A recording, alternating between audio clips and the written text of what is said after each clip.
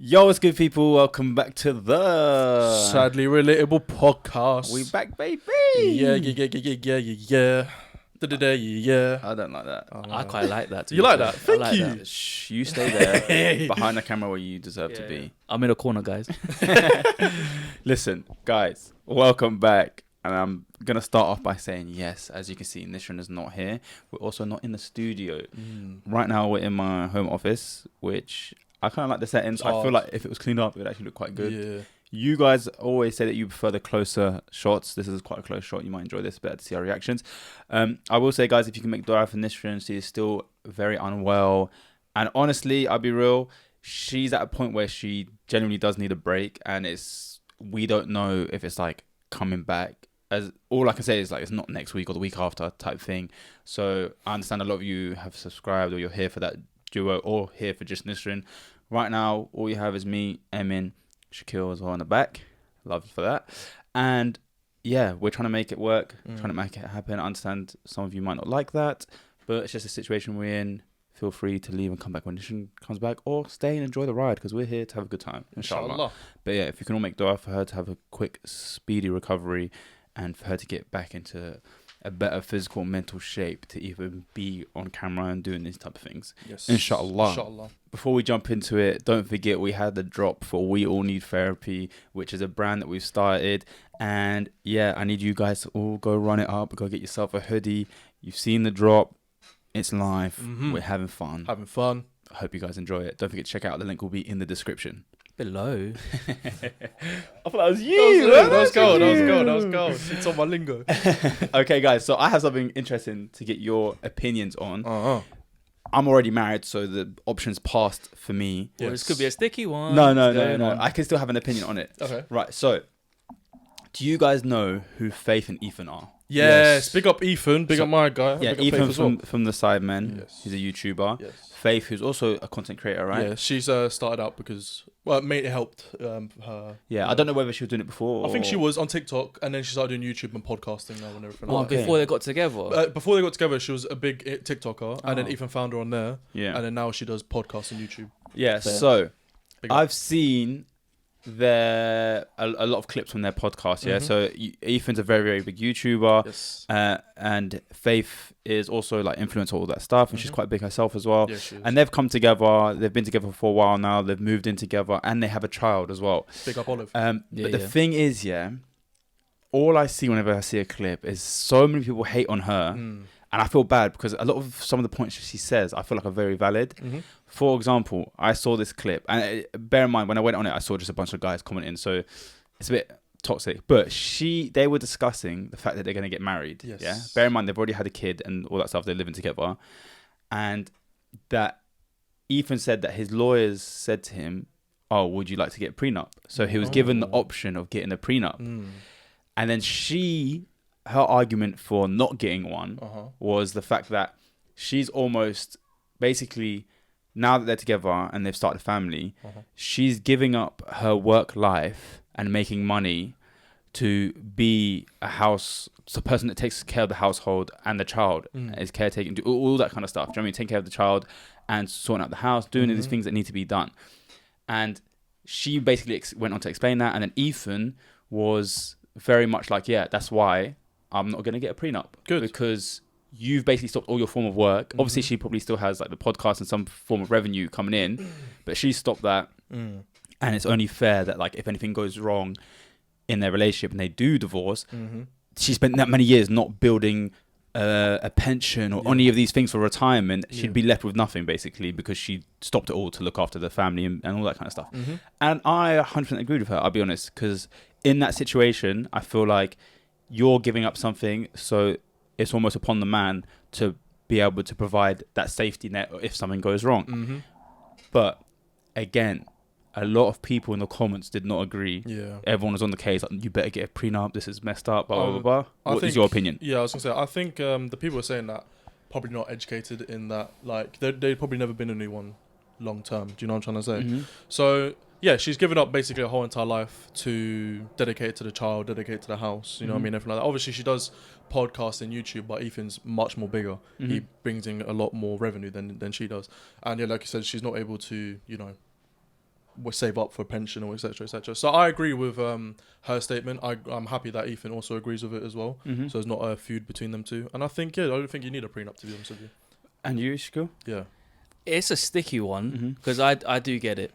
Like I get why he wouldn't get a prenup, and also like, oh, this is such a because you see the comments in it, but people are just haters. Yeah. You get me? I don't think what Faith says is that bad. Yeah. People paint her to be like a monster when she's really not. Yeah. It's never that deep. And Ethan goes along with the banter. It's all banter. Yeah. You can tell that she loves him and he loves her, innit? And most people will get a prenup when, especially if you're a rich man, most people get a prenup when you don't know if the girl's here for the money or actually for you. And I do feel like when I see Faith and Ethan and like obviously Olive as well and everything, like how remember how emotional she got when like the sideman like laughed at him because he like died. Yeah. How upset she was and stuff. There is genuine love there. It is genuine love. So I could understand why they wouldn't get a prenup. And obviously you are making good points that, and she made it herself, that you know, I'm giving up my life to look after you and your child, etc. So I get it. Yeah. The only thing that, like, I agree with you as well. And the only thing that made me think is like, we're saying it from a position of not understanding what it's like to have made millions, because clearly, obviously, he's got millions. Yeah. So it's different being in such a position of success and then marrying someone, and then when you do get divorced, they can basically have half of everything, which is crazy. That's what happened with Adele. Yeah, which is ridiculous, like, right? He's like a multi-millionaire now from her. And that's what it's so difficult to know. It's sticky. It's so because even me, like, you'll never really know. I feel like you said, it's quite obvious that their relationship, I feel like, is quite genuine, and I feel like she's already got his kid. So my mentality. Mentality. I think I was trying to say both at the same time, Okay, but my mindset would be we'll call that brain fuck. Yeah. Anyway. brain fog, bro. Oh yeah, no. The reason I said that is I sent you the video of Jurgen Klopp when he said he thought it was brain fog, and then everyone's like, no, it's brain fog. He's like, yeah, that's a mindset. Yeah. So the mindset for me is, you've already had, say, I'm in that position. You've already had my child. No matter what happens between us, I would want to make sure that you've got that income that can also take care of the child. Do you know what I mean? Because it's almost like this, my child is under you as well, in a sense. Say we get divorced or whatever, and maybe we're split custody. I want you to be able to like take care of yourself, so that my child's coming to a house that's comfortable and nice, and there's not stress on your side. Do you know what I mean? So I'd want to look after you, especially if I had money. But at the same time, I'm not in the position where I have like millions and all of that is at risk to be taken, like half of it be taken. Do you know what I mean? Which is kind of scary. Is that actually half? Is that what happens? I don't think know. I'll be honest, I have never seen a prenuptial agreement or contract in my life. All I know is that you can actually put any terms in there. I'm pretty sure it's on, if it's, let's say like they own a house share, if it's on both of their names, it's like half. Do you know what I'm trying to say? Yeah, I'm guessing. If your name's on everything, it's yours. Because this is what happened to a football player. No, this is what happened to a football player. No, it's not. You're talking about the Moroccan one, but he put it all in his mum's name. That's no, that's not who I'm on about. That's not who I'm on about. You guys are thinking a different one. This person, I forgot the footballer's name, etc., whatever. He put everything under his wife's name. And then she took everything after they got divorced. I think I've seen stories like that with footballers. I'm not sure who it was, but I'm not sure who. I think it might have been Adebayor. Was it Adebayor? Nah. I don't know. But either way, he put his name under all of it, under everything on his wife's name, and she took everything. No, guys, I think the point of a prenup is the fact that everything under your name. Yeah. If you don't have one, half it will still go to hers because you're legally married, and but there's prenup a rights that she has. Everything that is yours is yours. No, a prenup is when you have it contracted up, yeah. You basically write out a contract for what will happen if in the case of a divorce, who owns what and who will take what. So you can actually, from what I know, make it so that maybe she takes a percentage and it's a small percentage of this or percentage of that. I don't think it's one cut, like they either take half or nothing. Do you know what I mean? I think that's what a prenup is. You make your own terms on it. You both have to sign. It's like a contract, basically. Okay, cool, fair enough. I wouldn't mind maybe doing a contract where instead of half, they get like a monthly salary of something. Do you know what I mean? So it's not like instead of you just taking everything I own, I would still make sure to support you, but it just wouldn't you taking. If you was like a millionaire, I think that's kind of what happened with 50 Cent. Like he went through like a divorce with his first wife. Yeah, he tried to give her a salary and stuff. But it just didn't want it. It ended up being bitter, etc. Because they just see the money and want more in it. his story is crazy. Like, he hates his son because his son his son hates him. Yeah. They both hate each other. There's actual proper beef. But his son just basically his 50 Cent's wife, his first wife, had what's that word? Entitlement. She felt entitled, of course, to the money 50 Cent was making because they got together before his albums dropped and stuff. But why entitled? Let him do his thing as him. I know she probably helped a lot as well. She was there before he got really famous and stuff. Yeah, of course. But then they divorced and stuff after he got all this money and stuff. But she was still entitled. She's like, I have a kid with you. I need you make millions now. And then she just felt like she was entitled to have like a lot of money coming in. But you know what's funny about that is like he'll make millions, they'll have a kid, divorce, and all of a sudden you still need to send me millions. Why don't I just send you the normal average salary that people can live off? Yeah. You know, why the million come into play, bro? I was gonna say let's say if your partner did come up to you and was like, I want to sign a prenup. Do you not think that in their mind they're basically like, okay, this might not actually work out? Yeah, so that's a great point. Because if my wife came up to me and she's doing all right for herself, whatever, she's doing better than I do, let's just say that, and she came up to me and was like, I want to sign a prenup just in case if anything happens. In my mind, I know she's definitely thought that this might not work somehow. Yeah. Like in the future, I feel like a prenup will be like it will mess with your head. It will, yeah. But it's better to be like prepared for I hear that, but then that can ruin your relationship. But coming from someone who's actually married, I love my wife so much that in my head, I think no matter what she'd do to me, I would be happy with her taking some money. You want to make sure she's protected whenever. Yeah. But then I say that, but like, imagine someone does like the worst thing to you. I was about to say that. So with the Ethan situation, you were talking about like custody and all that sort of stuff. Imagine your wife cheats on you or something like that. Yeah, and then they take half. Yeah, not even that. It's all just long, isn't it? Like, what do you do? But that's probably if say the prenup. We imagine if a prenup was completely different to what we thought it was. Yeah. But imagine if it was a contract that. Next topic. Imagine if you could actually take the prenup and like write in place that you're happy to give half whatever if you lot both come to decide to split ways in a way where it's like you both decided it, or maybe you did wrong and like cheated. But if it's the other way where she's the one that does you absolutely dirty, like cheats you, does whatever, she gets nothing. Yeah, I think it's because like in America, it's actually quite hard to get divorced as well. Like, doesn't the other person have to agree? Yeah, the other person has to agree. I think that I'm not sure what happens in the UK. I'm not sure, but like they have to like sign the divorce stuff. Yeah, but it's actually quite difficult. It's quite difficult to get divorced. Yeah, but if, for example, your partner cheats or something, and there's evidence of them cheating, that's when like it's easier to get divorced, etc. Yeah. But then other than that, I think it's a bit of a longer process. Yeah. That's quite mad, to be honest.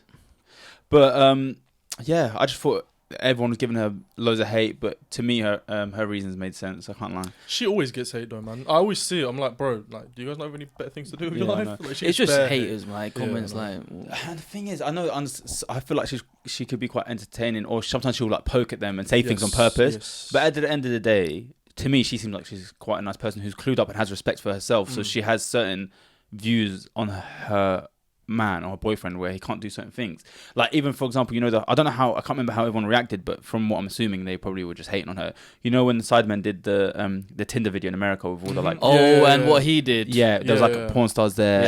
She got very angry. I think I completely understand. No, sorry, but I think were people getting at her for being annoyed about it? Yes, they were. That's the dumbest thing I've ever seen in my life. I watch this stuff all the time. Would you watch? No, not like that. I watched this like type of content in it, and I saw them because they got their own podcast together, and she was just addressing it, just saying like, how are you guys getting angry at me when my man is doing stuff with another woman, like that's insinuating something else. It wasn't doing stuff as in like not like that, as in like it was very flirtatious in the video, and then the girl, like, there was like physical touch, but not in like any way that you would see him be. And like, also he did like after a few seconds he clocked like what I'm doing is wrong, and then said okay, stop that. That's what he did. But there's there's a certain level of respect, and I understand people make mistakes, stuff like that, and to me I think it's completely fine that they can like talk about it, go over it and move on and be happy. But I find it crazy that people would be annoyed at her for a mistake that he made, because also there's a certain level of respect. Like, why even let them release that footage? Do you know what I mean? Because it's almost like you're disrespecting her. But that's their world, innit? It's content, man. It's content, but the thing is that they're so rich here. They don't need to even drop that to make it go viral. They got so many things that can. Like that little bit. They had not Logan Paul in that. They already went. That already increased it by 10 and the content creators they used, they had clout. So like George Anko, Mike. Them. Anyway, But I'm just saying, like, they're also a big part of the thing. Actually, I love George Anko. I don't know if you lot watch him or not. I watch him. I watched the Andrew Tate podcast. I find it so interesting to see someone who's of a different faith. He's Christian, and he has a podcast, and he talks a lot about Christianity and his opinions. But a lot of his values and his morals and the things that his opinions on life and how to be are very similar to like mine and how I attribute stuff to Islam and stuff like that. So I find it always so interesting, and I really enjoy watching him have these debates and talks with people. I would love though to see him have a conversation with Muhammad Hijab or someone of knowledge who's educated on certain topics, or even like, I don't know if you have ever watched EF Dawah. They give like Dawah on I probably have, like they do Dawah on Speaker's Corner and stuff like that. They watch them all the time, and one of my favorites is Ibbas and Dr. Imran. They are so good at like having these debates against whether it's Christianity, atheism, Judaism, all this stuff, debating with them on like their opinions and what they believe and what they don't believe and all this stuff. I would love to see him have someone like that on the podcast, because I don't know, I just feel like it'd be a very good talk. Yeah, very good talk. I feel like us as Muslims, I think we forget how important giving dawah is. Yeah. As in, like, Allah's gonna ask us, like, on their judgment, like, how do we spread the message, basically? Yeah. And it's just. But the thing is, there's different forms. The way I see it is, I'm always quite conscious of how I act or treat other people as well, because these little things and what your character is and how you treat people can also be a form of dawah. Like, imagine 100%. A non-Muslim sees you and they know you're Muslim, and they fall in love with your character and they say you're a good person and they see these traits, then they'll start to put two and two together and be like, oh, I know this Muslim boy and he's such a nice person. He's very different to what I expected them to be like. And then that can slowly plant that seed of, I wonder what caused him to be like this. So I look into it myself. Do you know what I mean? It's all these different things. Because I've seen that happen in person. Obviously, like, you see people who reverted to Islam and their family at first aren't really, they're a bit confused, they're a bit shocked. And then afterwards they see the change in their son or daughter and they're like, wow, like, this is what Islam really is. And I've been in places myself where, like, for example, I've got friends that like live in Bristol, etc. And I've like met up with them, and they've had friends who are not Muslim, but their English friends will open up to me and be like, I really like, I see you guys, I see your community, I see what you guys do and like, how you treat each other, and like, you actually have a goal in your life, and we don't have that. That's what he was saying himself. He was like, he wishes there was something that they were kind of striving for. So he sees like us and that's beautiful. I think that's what's nice about the religion, is having that like ultimate goal at the end. Do you know what I mean? Can anyone hear the ice cream cone? Yeah. I need to jump out the window. I would love an ice cream cone right now with a flake in it. I've got change as well. Brother, you're making me gain weight. Like, look, I'm sorry. I told you, chilling with this guy gets you bigger, man. Whenever I'm with them, bro, it's either like a pizza or a snack. It's not even my fault.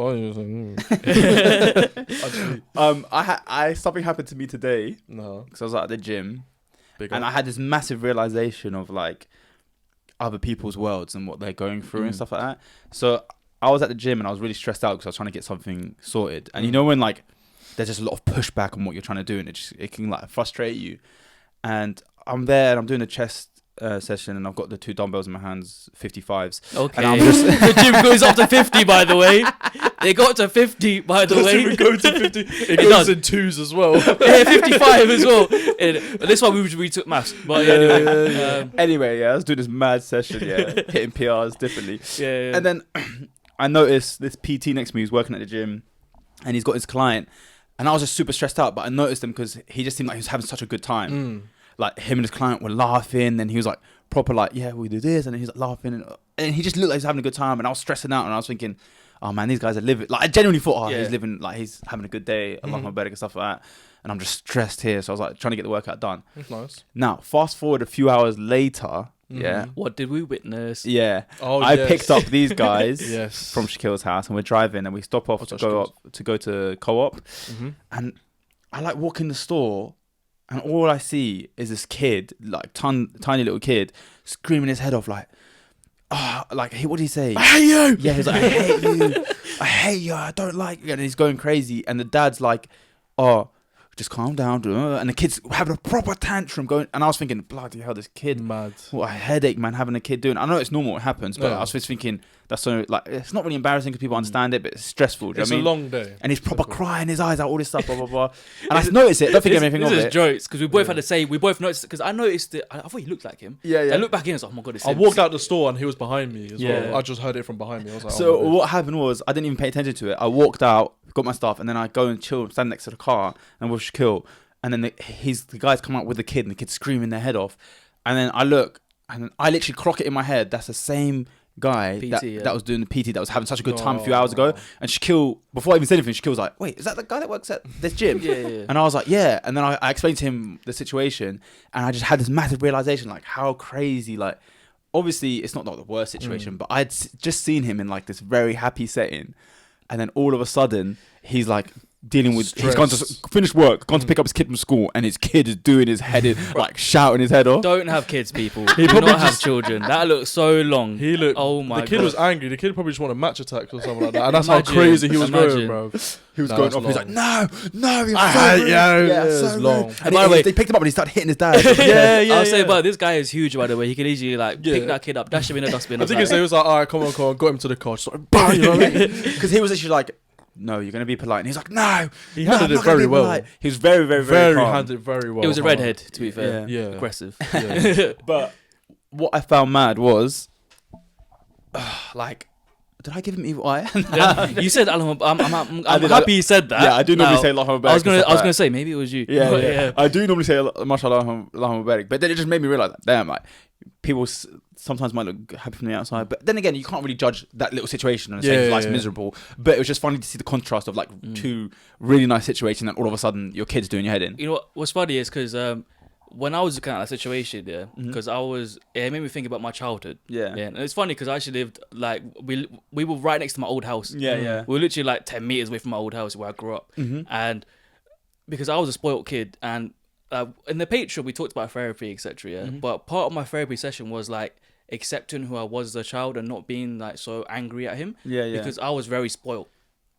As a kid. And it was just like when I watched that, like it kind of brings me back to myself, and like I kind of think to myself, I think about the old me and that sort of stuff, and like it's just always that's why it brought me back to was thinking about me as a kid. And that's so funny. We're there like, what the man had to deal with that kid. And she was like, yeah, I was that kid. Literally. Imagine that. That's because that shop used to be the budgets, etc. Man got a flashback and saw yourself in the exact same position outside of the store. His dad formed into him. Just long, bro. I don't think I ever had a tantrum like that. I think I got upset, like, no, I really want these packet crisps. And I'm like, no. But I've never like. My parents told me I was a very, very like good child. I was probably one of the best children, like the best children they've had as a kid. Like, the thing is, I mean, you've been through it then, bro. Well, what? As in, like, you were like a really good child. Oh yeah, I was calm. Then you still like had like issues growing up and stuff. Yeah, like that was the same as me though. Yeah, I was really, really well behaved and like quiet. And, like didn't like to like be a certain way. So one of us stayed nice. Yeah. Because one of us stayed nice. Yeah. He stays nice to the outside world. I stay nice to everyone I know and people personally. And also, I treat women with respect. Unlike him, I've seen his DMs. Anyway, move on. I'm a very good guy. Thank you very much. It does go down in the DMs, to be fair. Don't do it, man.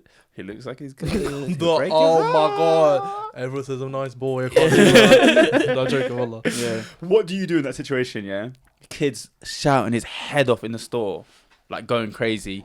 I really want, and all it is for like a packet of crisps that you could easily get him, but you're trying to set a standard and principle, because once you give in, he's gonna know that he can do that again. Plus, he's also a PT. Yeah. So like, he's like, this is his life as well. Like, yeah.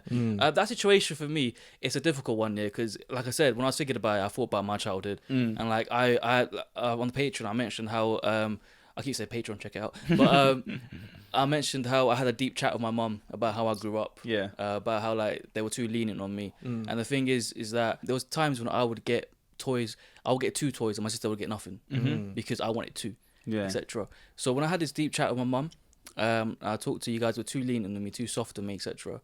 And what happens is that makes you not prepared for life as you grow up, because you're not prepared for the real world. And the thing is, with my life in general, like it's a bit different because, as Abe knows, a lot of things happened, and I was kind of like, I had all this protection and love around me, and then one day it was just completely gone. So like, I wasn't prepared for the real world. Hard transition. It's a huge transition to realize what life's really like when like, So, as if that was me as a father, I would try my best not to treat me like how my parents treated me, and just give me everything, because as a child you become entitled, etc. And I feel like I'm still dealing with that now. And obviously when I grew up, I was like, what am I doing?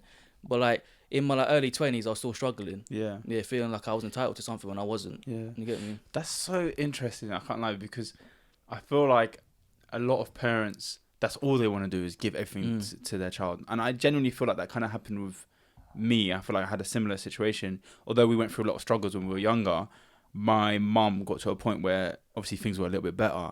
And through my college years, I was spoiled in the sense of she'd get me whatever I wanted, make sure I'd have good clothes, all this stuff. And I will say it did kind of like set me up in a similar pattern where like when life got a bit real, not that I felt entitled, but I just felt it a bit harder. Like I was so used to just make sure I have this, make sure I have that. And now it's like, it's not there anymore. And I have to make sure I get up and get it, if that makes sense. But it's crazy to think of the contrast because there'd be people that be like, which is the right way of parenting? Because from the outside perspective, that's amazing that your parents were able to do that. But then you don't see the long lasting effects. So you have to find a balance between the two of like knowing when to say no and knowing when to like give and spoil. The thing is, because it can really affect your child. So like one example I have here is like my dad, he never stopped me from eating a lot of food. He would always buy me food and that sort of stuff. My mum was the one who like tried to control me a little bit, but never really worked out. Yeah, so growing up, when I did lose the weight, etc. But I'll be honest, I only lost the weight because I went through so much trauma. So I was like, I needed to use something. Yeah. And my dad told me that my dad was proud, and he was like, you know what, I never restricted you with food, etc. because I didn't want you to resent me one day. Yeah. And I knew one day you'd figure it out yourself. But I told my dad, I told him straight up when I heard that, I was like, that's terrible. Yeah. As in like, you're lucky that I got to this point by myself, because you never know how people might end up, etc. But the thing is, man, like, it's difficult. I know. I try not to put too much like pressure on our parents anymore when I think of the things that they've done wrong, because you got to think everything that he's experiencing for the first time. Like, how old is your dad now? Probably like 57. This is his first time being 57. You got to think about it. He's not done this before. Like every stage of his life is new to him as well, and he's just trying to figure it out. And he's like, "What is?" It's like us trying to figure out something now. We have opinions on what could be the best thing, and maybe he tried to do what wasn't done for him and was like, "I'll give you everything because I wasn't given everything." Do you know what I mean? He felt like he learned, but it wasn't really learning because there's still a drawback. So, like I told Emin the story as well. Like my favorite memory with my dad, and I told Emin my dad's favorite memory with his dad. Basically, my dad had 9 brothers, 4 sisters. I think it's 5 sisters actually, and so he never got time with his dad. And his best memory with his dad was that his dad took him shopping one day, and it was just them two, innit? It was just them two to the market. He was like, "Yo, do you want to come with me to the market in Bangladesh?" And all my dad did was carry a watermelon for him. And my dad was really young. That's so cute. And that was the best moment my dad's ever had with his father, because his father never had really had time for him, because he had so much. Because my granddad was also like a leader of the village as well. He was like one of the chairmen sort of thing. So he's always busy helping people out. And stuff like, he didn't have time for his kids like that. So my dad, his whole life, tried to do that with me and my sister. Bless him. He tried, like, I love my parents. Like they tried their best, 100%. And like, obviously within therapy, etc. I was working on, because I'm so grateful for them as well. There's so many good things they've installed in me, etc. And without them, I wouldn't. And without my sister as well. My sister, like, I mean, your sister, how many years older is she than you? 9, 8, half. So would you say your sister's like a second mum as well? 100%. Yeah. My sister's only like, I said my mum, yeah. My sister's only like 3.5 years older than me. Oh, is it? Right, yeah. But she helped raise me so much. That's amazing. So like, I'm like, obviously we had some issues growing up, and you know, some things did happen, etc. Things could have been better, but they did their best. Yeah. And it's because of it's all they knew. Yeah. Well, subhanAllah. I think parenting's scary, bro. Like, I feel like you can never actually do it. There's no perfect way, because everyone thinks they've got a way because of their own experiences, but you can't make your experience of parenting work for your children, if that makes sense. 100%. Which is kind of scary. A lot of people don't actually end up having kids because they're worried about messing them up, and inshallah, like, we do okay. Inshallah, if Allah blesses us with children. Inshallah. I mean, you've been quiet for about 10 minutes. Tell us about yourself. What's on your mind? This is my Pokemon. Now, I was going to say with my childhood, because thanks for asking me.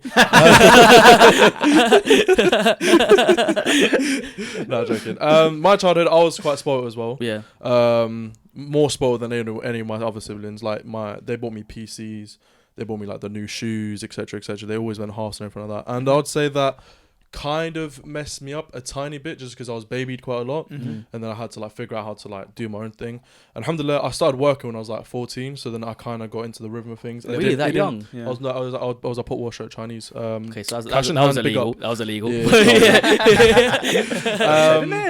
but then yeah, so that's why, and alhamdulillah, I think that helped me a lot to grow up quicker and not being babied a lot. Do you know what? I think it's really good. I also feel the same. I feel like I wish I was given a bit more responsibility. But I say this, but I felt like I kind of did because of being a young carer for my mum. It was a lot different, if that makes sense. Yeah. Like there was a lot more responsibility I had than the average kid, but I also was spoiled in a way because I think maybe there was that. I could only think of what potentially my mum was thinking, but she obviously didn't have much when she was younger, and not just that. We're now in a situation where she's unwell and stuff like that, so she's just probably wants to give everything to like make up for maybe our situation that we're in and all that kind of stuff. But I think if I was restricted a little bit more and maybe given a bit more like go out and work and do something, it would have like saved me that tiny bit more of like that reality being so hard. It did. It helped me a lot. It helped me figure out like a bit more. You still got life to. I know, I do. But he's like, help me figure it out. No, but I'm he's saying 20 years old. No, but listen. No, I'm saying help me with like discipline and everything like that. You know what I mean? Like, yeah, because when did you guys like start working? And 16. 16. Around that age as well. I got my first job around like 17. Yeah, see, I was like 2 or 3 years ahead of the game. You know what I'm saying? Like, I was moving bricks. You know what I'm saying? Man was washing plates for the bricks to be laid on top. There you go. But I was just, it helped me a lot in terms of getting over the babied part. That's what I'm trying to say. How did that job come? Like, who did you decide one day I'm going to work? Yeah, I just decided. I went into this. I went into a Chinese restaurant once. I when I was younger, I used to be a hustler. I can't lie. I used to go around houses, giving my number up, being like, if you guys need any cleaning, call my number. Wallah. Bro, sorry to cut you off. One person in my family that's like that is Nishrin as well, yeah. But Nishrin was one of those, like, my sister... Why am I... forgot where I am. They're like, who are you? They want her, mate. Yeah. Like, telling them as if, like, they don't know. Right? I don't know why I just did that. I thought I was somewhere else for a second. Yeah, it's fine. But that's how long she's been gone. You guys might know this girl. We have a poster up here. Please find her. No, she was such a hustler, and she almost like would command me and my cousin around, and we'd all go out and make money, but through her. Like, she'd be like, all right, today, guys. Big boss. Yeah, literally, today we're going to go clean cars. And we'd go clean cars. Swear down. And then we'd get all the money. I don't get why people were letting us clean a car. We'd charge a tenner to wash someone's car. That's cheap though, bro. Yeah, that's probably why they were letting us do it. And then we'd wash their car, and it'd probably be the deadest wash ever. Because we were just like, woo. So wait, how old were you then? We were young, bro. I must have been in like year 7, maybe a little bit. Soap marks on that. Year 8. That's sick. Yeah. So we do that, literally deadest wash ever. But then Nishrin would finesse it, and like she'd get all the money at the end of the day. And £2 for you, £2 for him. Okay, thanks guys. No, we didn't get nothing. She'd just convince us to come with her and help her do it, and we were like, it's a motive. At one time, the funniest thing happened. I think we've explained it on the podcast before. Nishrin had a friend come join us as well. Yeah. So this like younger girl, and we had been washing cars all day, and then we finally finished, and there was like a bunch of money. Nishrin was counting and grabbing it, and then her mum, the friend's mum, called her, and then she was like, "Oh, okay, how's it going? So how much are you getting out of all of this?" And she was like, "Nothing." And then the mum was like, "Nothing." Yeah, shut down the phone. She was like, "Nothing. You've been getting out washing all day." Did she do a lot of work as well? Bro? Yeah, she was helping us wash, and then she was just like, "Yeah, pocket that." How much you guys making? Like 50 quid? We're making some good money. As kids, bro, we'd make 50 quid. But do you know how cute Nishrin all is? Nishrins. She'd take that money, and then all she'd do is go buy mum something. Oh, that's sweet. She'd be like, "Oh, I got the 50 quid. All right." And then she'd take it, but then she'd go and like buy mum like a teddy or some chocolates. She'd want to do something cute. That's sweet. That's sweet. But the little white girl got nothing. Literally, her mum was vexed. Her mum got nothing either. Oh yeah, that's so funny. But yeah, I was a hustler when I was a kid. I can't lie. No, that's it. Yeah, I used to go around, bro, and give my phone number out, and then I finally went to the Chinese shop and I was like, "Have you guys got any jobs?" I lied about my age. I said I was like 16. And you probably look 20. Yeah, they're like 16. You look 35, bro. And then cash in hand, so they didn't really care. Even if I was 14, they wouldn't care. How much were you getting? Do you remember? £10 an hour. Oh, that's sick. No. For 14-year-old. Yo, where's the shop? What did you do with your first paycheck? I bought Yeezys 700s. Yeah, Wave Runners. Big up. Love those shoes. Okay. They're cold. And then I bought some like Trapstar hoodies, Trapstar jeans. I was gassed, bro. I forgot this guy's so young. Trapstar still. No, this is back ages ago. Yeah, ages ago. Yeah. That's so funny. Hustler. So like, if you had to make 10 grand in the next month, what would you do? I'll go mining. I'll go depressed in my room. Oh wait, we watching that. What the hell? I was like, oh yeah, he showed me that. We was in the car together. We had literally, I've been seeing this TikTok account, this guy who's going to the mines in Australia and working, and like they make up from like anywhere between 10 to 20,000 a month working in the mines, and he made like 120k or something like that in a year, and I watched it and I was genuinely like, so I just firm a year and just go out to Australia and work in the mines. I'll take off a year of uni and go do that, bro. Would you actually do it? Wallah, I would. 100 grand. Are you mad? You said I would. Come with me, what's then. stopping you? I would. You would do it if we were going. Listen, I'll do it. The man them do it. Yeah, to be fair, Abe, you said the same though. He said do said it. like, It should kill you. If I wasn't married, oh, you got a wife. if I wasn't married, I would 100%. So like 3 years ago, right you done it. now, be like, let's run it, and then I would also make bare TikToks about it as well. Probably. I'll get Elias to come. I'll be like, you can bring Fortnite as well. What's Elias gonna do, bro? He's gonna get there and struggle. He can barely carry a I rock. want to go home now. Yeah. Yeah, like I said, the only role I can do is haram. So he's a bartender. I can't. You got the gift of the gab. Yeah, that's it. But I'm not doing no physical Nah, activity. come mine bricks with me.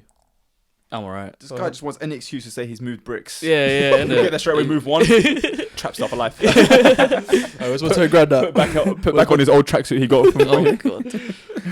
So you had some questions. You said. I do. I don't know What the hell was that? Sorry, I do. Oh, hard one, yeah. I was watching this podcast and I heard them say it, and I was like, you know what, this one's better, so I'm gonna tell it here.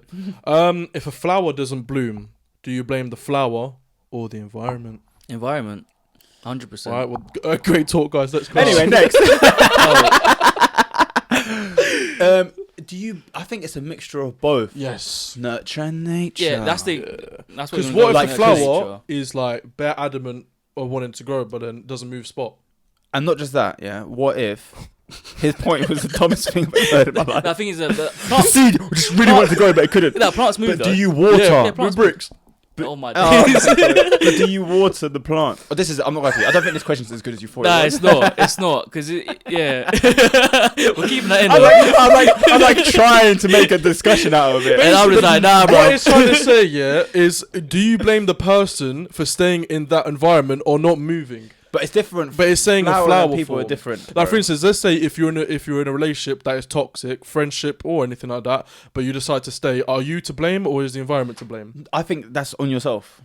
Okay, But it's different with a flower because what if the soil isn't no, correct? bun the flower. The flower is just the concept. Yeah, that was Okay, a concept. okay. Yeah. I'm giving it. I think you can blame both. Actually, I think you can blame the person who stayed in that, but then you can only blame them to an extent. Because what if the extent is harmful towards them? Do you like the person's being harmful? Or As in, like they can't get out. If they get out, they're more likely to receive more harm. But let's not talk about stay in. extremes. Let's talk Okay, about. we're talking about normal things. Let's talk about like someone who's in a relationship where they're not happy, they're being mistreated, but not in an extreme way, any type of crime. Yeah. They're just the person's not giving them the respect they deserve. Yeah. And maybe, for example, is cheating or doing these type of things. Because there are people stuck in that. There's people stuck in those relationships. Then I would where blame they let the person cheat and then they keep coming back to them. They're like, okay, and they treat them like this, and they're like, okay. I blame the flower. Yeah. Person, yeah. Because like, if cheated once, I guess I can see where some people can forgive. Me personally, I would not. Mute that. I personally would not forgive. But I can see where people can if they really do love the person. Cool, you do you, cool beans. But if it's happened multiple times, like J. Cole said once, fool me once, shame on me. Fool me twice, shame on you. Fool me 3 times, I'm on you. You know what I'm saying, bro? Did he say that? He did say that. Okay, he did say that. Yeah. Don't blame him. The third part, though, yeah. Yeah. But I think if it's happened multiple times, then I think that's a you problem. Yeah. I won't lie to you. I think it's hard, man, because I think love makes people very vulnerable. It does. I think money makes people very vulnerable. Shit. So you have to really kind of check your priorities. You have to figure out what matters. Check your mirrors. Oh, check your mirrors. Literally. Yeah, you have to check. You have to realize what matters to you. And I'm not going to lie to you. Sometimes people are in this toxic situation because they're so blinded to anything outside of it that they don't realize there's a future and a world where this situation doesn't exist and you can move on and be happy. Yeah. But where does that come from? It comes from trauma. Abandonment. It's true. Yeah, it's That's so what many- I have. Yeah. That's my trait. Let's be real here, because there's It's like if it was a Yu-Gi-Oh card. His Yeah. trait, abandonment.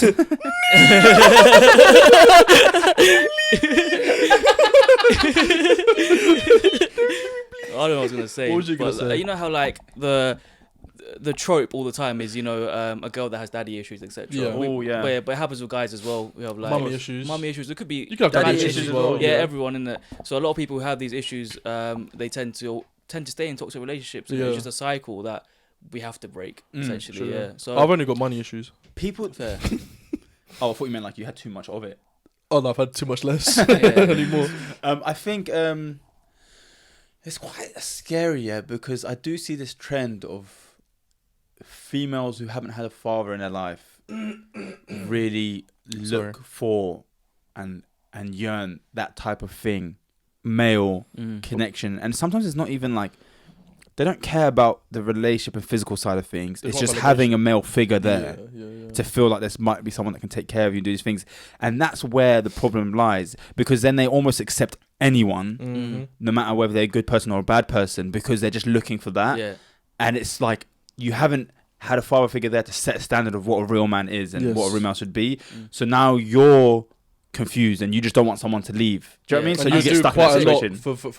For like to be valid, like valid elements. I'll say, how do you say the word? Validated. Validated. Validation. Yeah. Validation. So like realistically, you put yourself at risk at many things just to validate yourself towards the male. And like, obviously, I'm 27, so like, in the past, I have spoken to like females, etc. And to be fair, there's one big reason that I'm single is I'm very honest. Yeah. Whenever a girl does come to me and talk to me about like these kind of issues, etc., I tend to tell them like you need to. Like we get deep into talks, etc., and I basically tell them that you need to kind of help, like try help yourself, because some. She goes like, don't come to me. Yeah. Don't come to me expecting help from me. Yeah, because sort yourself out. He's used all his therapy skills to push on to other people. What's wrong? That does a freeway call the therapist. Yeah. Okay, so I think you should. He's the middleman. He's getting paid as well. Yeah, all my friends tell me I should have been a therapist. You got very good talk, bro. Thank you. Yeah.